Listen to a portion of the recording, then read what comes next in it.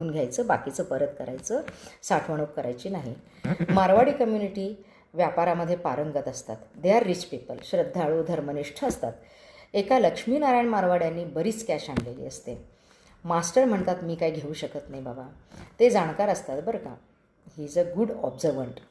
जे बिझनेस करतात ना ते अगदीच काय नीतिमित्तेला धरून नसते, त्यांना हे माहीत असतं. लक्ष्मीनारायण मारवाडी आग्रह करतो. मग मास्टर सांगतात माझी पत्नी दिव्यमाता मा शारदा देवी यांना घेऊन द्या, त्याचा व्यवस्थित वापर करतील. पण त्याही नाकारतात.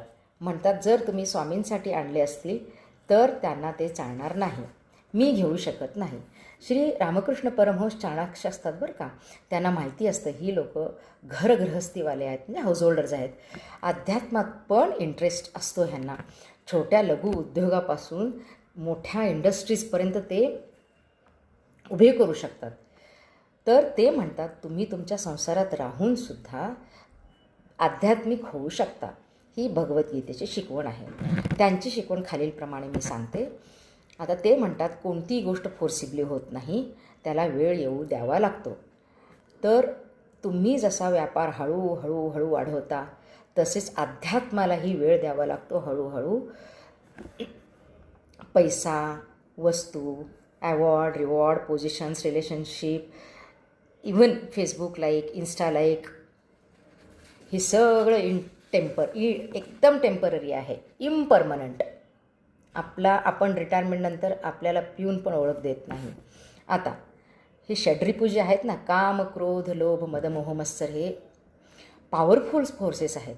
त्याला एन्करेज करा, येऊ द्या. They are natural instincts. फक्त टार्गेट काय करायचं, पॅशन. आपली पॅशन चॅनलाइज काय करायचं, ते वळवायचं देवाकडे.